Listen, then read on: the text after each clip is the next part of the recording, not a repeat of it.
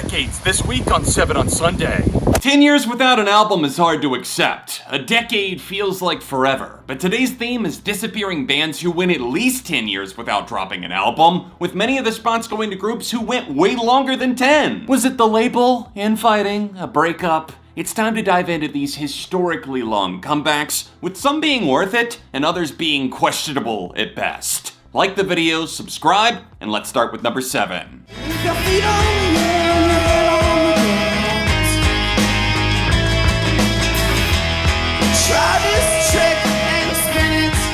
The Pixies rose to indie fame in the late 80s, developing a sound that became the influential blueprint to encourage bands like Nirvana to step outside of their sonic boundaries and embrace the inner chaos. After 4 incredibly versatile albums, the Pixies turned to dust in 1993. Their leader, Black Francis, dropped the breakup bomb at a BBC interview without telling anyone else first, later hitting up his bandmates, telling them via fax that it was over. Unconventional breakups lead to unexpected reunions, so fast forward to 2004, and the Pixies are playing their first show in over a decade. Fast forward again, and bassist Kim Deal announces she's leaving the band in 2013, with no official reason given, but we can only assume that the very tattered dynamic between her and Black Francis was to blame. A new album finally emerged the following year as Indie Sendy marked their first new full-length album in over 20 years. They're still putting out records now, although I don't really feel much of anything when I listen to the new material. There's a few songs worth mentioning from the comeback era, but long gone is the Boston underground band that turned alternative rock on its head in the late 80s into the early 90s. I hate to be the downer here, but it just feels like the magic is gone. Too little, too late.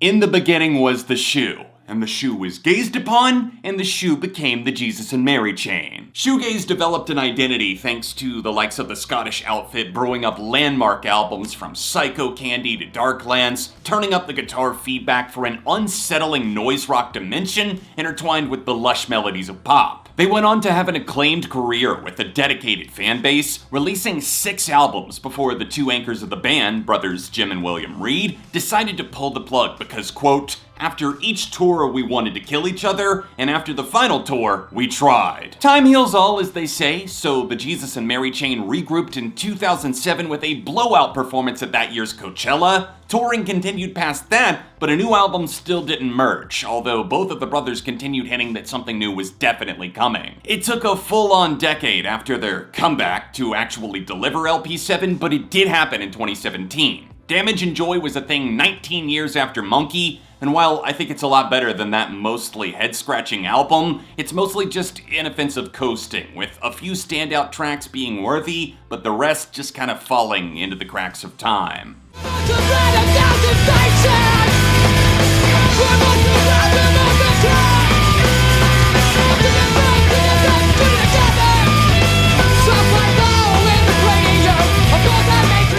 Post-hardcore innovators At the Drive-In became one of the most beloved acts in the scene by the time their third album, Relationship of Command, broke into the mainstream in 2000. The groundwork to success was laid after years of heavy touring, but those long months on the road eventually turned ugly, as both resentment and creative boredom grew among the members, with At the Drive-In's popularity becoming too much for the unit to handle, as they announced an indefinite hiatus in early 2001. The time away was arguably even more destructive, with the main positive being that we got the Mars Volta from both Cedric and Omar, who were in At the Drive-In. Finally, by late 2011, the band got back together and started playing shows and festivals again. After that short-lived comeback parade, both At the Drive-In and the Mars Volta were dissolved by the end of 2012 due to Cedric and Omar having a massive falling out that led to them not speaking for years. By 2015, the band members had worked out their differences and seemed ready to reunite beyond just touring, minus their stellar guitarist Jim Ward, who dropped out early on in the rehearsal process, with the other members explaining that Jim simply wasn't ready to commit to new music. At the Drive-In may have taken 17 years to do it, but a new album materialized in the form of 2017's underrated effort, Inter Alia. Maybe it's because I wasn't super familiar with them outside of Relationship of Command before checking out that record, but I forgot how much juice was in the veins of that comeback.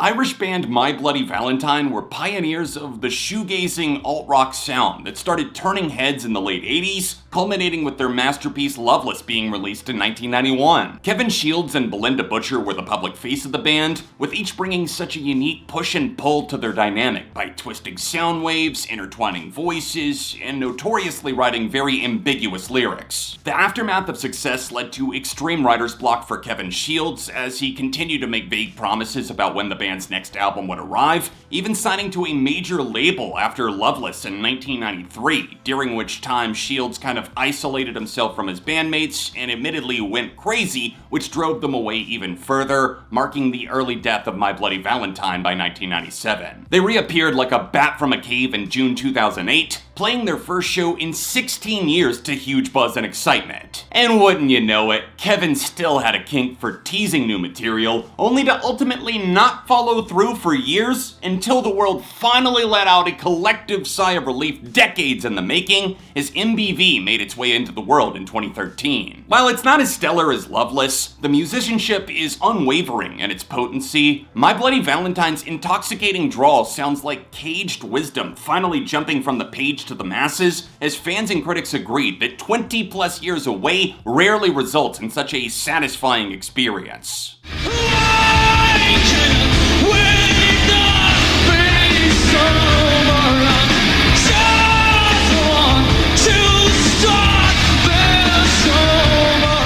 The face of progressive metal in the 90s came to a grinding halt after more than a decade of dominance, not due to some inner conflict or a big dramatic exit. This time, it was side projects and a big fat lawsuit holding them back. 10,000 Days began to feel like a prophecy of how long we'd have to wait for new music, as lawsuit updates slowly trickled in, an interview here, an interview there, vague details about the band's insurance company suing them over technicalities, until finally in 2015, guitarist Adam Jones announced in an interview that they'd won their case. After years of touring with no new music in sight, any fan can tell you just how long that wait felt. So the announcement of an August 2019 release date for Fear Inoculum understandably blew the minds of all the doubters that didn't think they'd ever finish their endless toil in the studio. The album arrived on time, 13 years later, and got a pretty positive response from fans and critics, and I also dig what they put together. In fact, it's kind of wild how everyone in the band is still so on top of their game musically, from the suspenseful culling voices to the simmering rage tempest drives in like a wooden stake to the heart. It's a satisfying listen for a band that were away for a long time. Welcome to the Hotel California.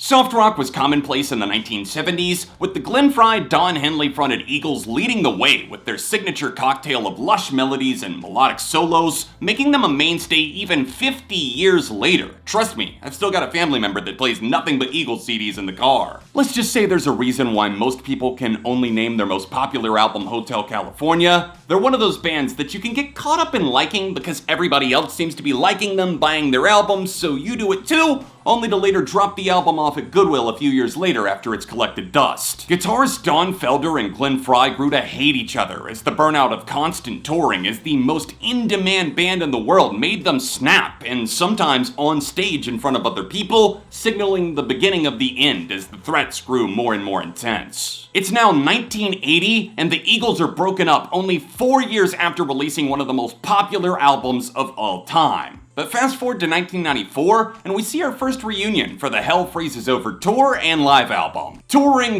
and more touring continued to keep the box office flowing, but Long Road to Eden came 28 years after 1979's The Long Run, marking their 7th studio effort. Tons of their fans are totally fine with this album, and they feel like it was worth the wait because the Eagles made 98 minutes of what they really seem to do best and what the general population seems to love.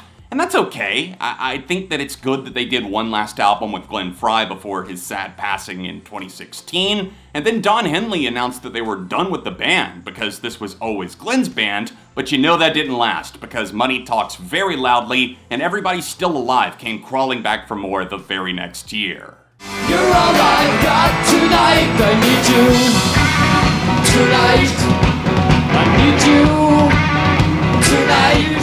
The Cars are one of the most important bands of all time, and they did it without reinventing the wheel, instead putting a fresh coat on rock and roll by adding a light electronic aroma fused with pop hooks galore. Their initial run lasted 12 years, 1976 to 1988, with multiple classics coming out during that time, from Candy-O to Heartbeat City and the self-titled album, and their last album, at least at the time, Door to Door, didn't exactly send them off with dignity, as I think it's easily their weakest. Unlike pretty much every other band on the list, them calling it quits wasn't some huge blowout or legal issue or drama like everybody hates each other. They didn't have any lineup changes the entire classic run, and the camaraderie didn't end even if the Cars as a group did. The five-piece briefly reunited in 2000, filming interviews as a group one last time before the passing of the ridiculously talented Benjamin Orr in October of that same year. Most fans never expected anything new from the Cars outside of a Rock and Roll Hall of Fame induction, but everyone's jaw hit the floor when they started teasing new music in late 2010. Move Like This landed the next spring as their final studio album after 24 years without one. It's a solid reminder of what the Cars did best, and while it's definitely not a catastrophic failure like we've seen from plenty of other classic rock acts that have tried to get back in the saddle, LP7 is still a far cry from their peak due to the noticeable absence of Orr and the lack of interesting guitar work from Elliot Easton. I hope you enjoyed the countdown. If you did, then please let me know by liking the video and by subscribing, because I put out videos just like this all the time. The proof is right here on screen. Just tap these cards for more interesting episodes of SOS. Drop a comment with your favorite comeback album after more than a decade away. I know there's plenty that I didn't get to, maybe I'll do a part 2, and I'll see you soon for more on ARTV.